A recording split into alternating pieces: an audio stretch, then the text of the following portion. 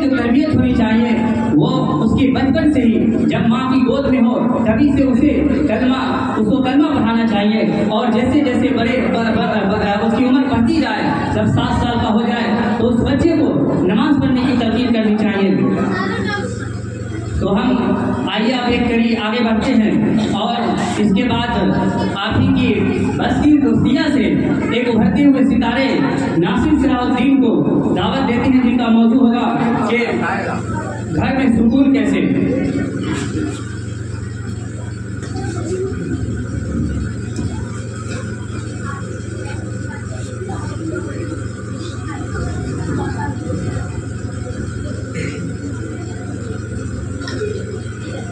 अस्सलामु अलैकुम व रहमतुल्लाहि व बरकातुह।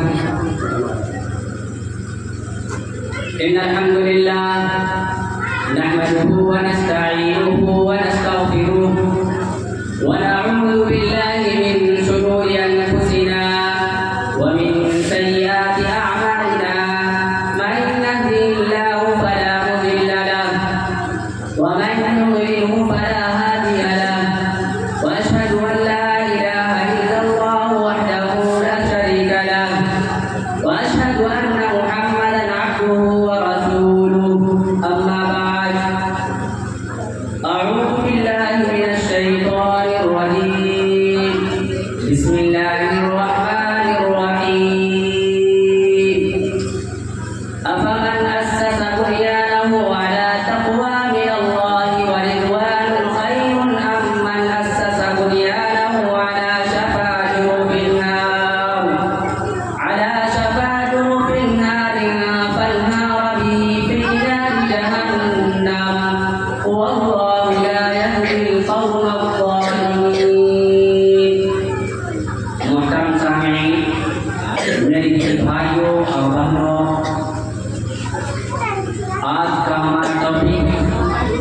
यहाँ बैठे हर इंसान से है, इसका ताल्लुक मर्दों से भी है और इसका ताल्लुक औरतों से भी है। हम लोग कहीं ना कहीं एक फैमिली के मेंबर हैं, हम किसी के बाप हैं या तो किसी के बेटे हैं या किसी का शौहर है या किसी के भाई हैं। हमारे औरतें या तो किसी की बीवी है या किसी की माँ है। इन्हीं लोगों से बनता है घर और घरों से बनता है समाज।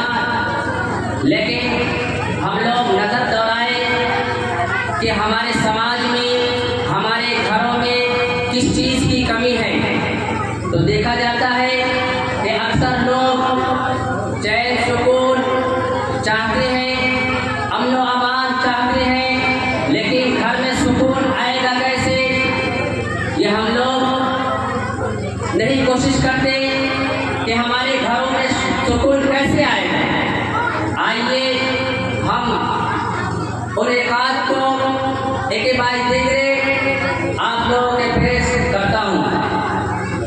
अगर हम लोग घर में सुकून चाहते हैं तो अक़ीदे तौहीद पर गामज़न होना होगा और उसी तरह कुरान की तिलावत करनी होगी।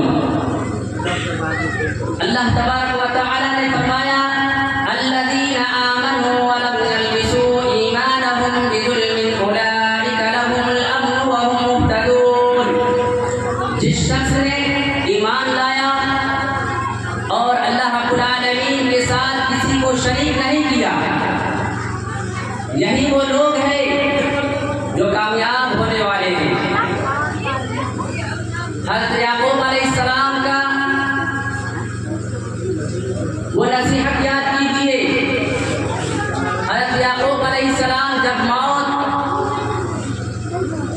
का वक्त हुआ तो उस वक्त अपने 12 बेटों से ये फरमा रहे थे, अंकुम शुहदा इज़ हज़र याकूब अल मौत इज़ क़ाल लिबनीही मा तअबुदून मिन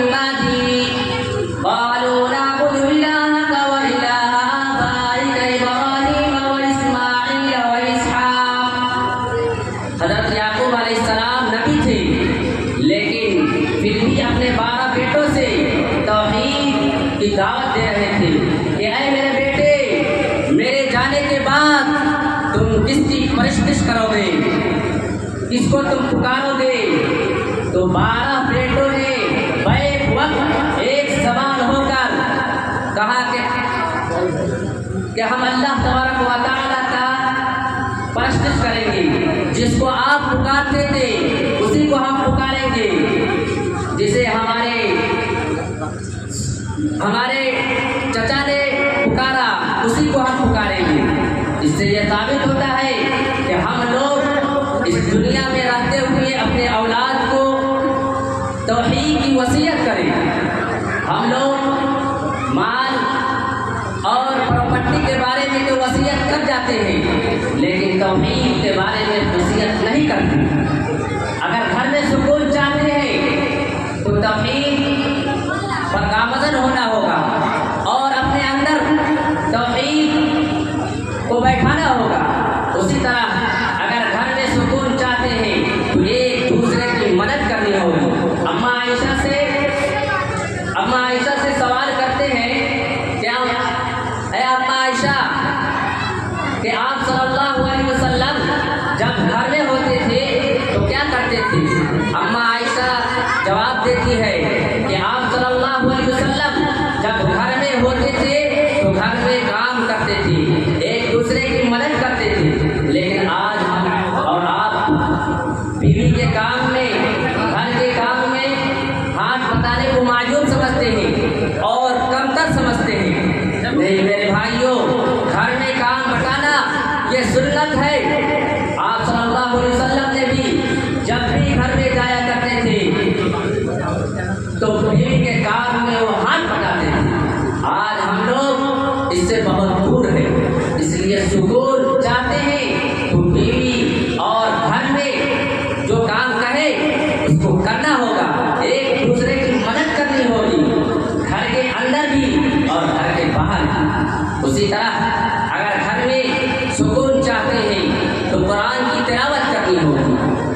आप सल्लल्लाहु अलैहि वसल्लम ने फरमाया खैरुकुम मन तअल्लमल कुरान व अल्लमह, तुम में से बेहतर इंसान वो है जो कुरान सीखे और सिखाए। यहाँ कुरान सीखने और सिखाने की बात हो रही है, लेकिन हम लोग न जाने किस गफलत में पड़े हुए हैं और कुरान से, हदीस से, दीन से कितना दूर होते जा रहे हैं और ये भी सोचते हैं कि घर में सुकून आएगा कैसे। मेरे दीन भाइयों, अगर घर में सुकून चाहते हैं तो औलाद की तरबियत करनी होगी। जैसे कि हज़रत मरियम अलैहिस्सलाम अपने नवासे के अंदर अपने मामा के घर ज़करिया अलैहिस्सलाम के घर पे परवरिश पा रहे थे, तो बगैर मौसम के हज़रत मरियम अलैहिस्सलाम के पास फल आ जाता है, तो फौरन ज़करिया अलैहिस्सलाम तो सवाल करते हैं क़ाला या मरियम अन्ना लकी हादा, ऐ मरियम तुम्हारे पास बगैर मौसम के फल कहाँ से आया। इस नुक्ता से हमें इबरत हासिल करना होगा कि हम अपने बेटे को और अपने बहन और बेटियों को कहीं कुछ काम गलत काम करते हुए देखें और हमारा ये ख्याल रखें कि हमारा बेटा कहाँ जा रहा है और वो वहाँ से क्या ला रहा है, उसके पास क्या है। वो अगर मोबाइल देख रहा है तो यूट्यूब पर क्या देख रहा है, उसकी भी जिम्मेदारी आपकी होती है। और अगर घर में सुकून चाहते हैं तो अपने औलाद की अच्छी तरबियत करनी होगी। उसी तरह अगर घर में सुकून चाहते हैं तो छोटों से रहम करना होगा और बड़ों का एहतराम करना होगा। लेकिन आज हम लोग और हमारे छोटे छोटे नन्हे भाई अगर वो गलत काम करते हैं तो समाज में, सोसाइटी में अगर कोई गार्जियन उसको मना करते हैं बीड़ी पीने से, सिगरेट पीने से, तो वो फौरन पलट कर जवाब देता है। ये पलट कर जवाब देना ही गैर सुकून का बाइस बनता है। छोटों पर शफकत करेंगे तो छोटे हमारे एहतराम करेगा। इसलिए घर में सुकून चाहते हैं तो मन लम यरहम सगीरना वलम युवक्किर कबीरना फलैसा मिन्ना वाले हदीस पर अमल करना होगा। अल्लाह तबारक व तआला से हम दुआ गो कि अल्लाह तबारक व तआला हम तमाम के घर में अमन व अमान पैदा करे। अल्लाह तबारक व तआला से दुआ है कि अल्लाह तबारक व तआला हम सबको कहने सुनने की इजाज़त और अमल करने की तौफीक अता फरमाए। माशाअल्लाह, ये थे नासिर सलाहुद्दीन जो नसीहाना अंदाज में, खतीबाना अंदाज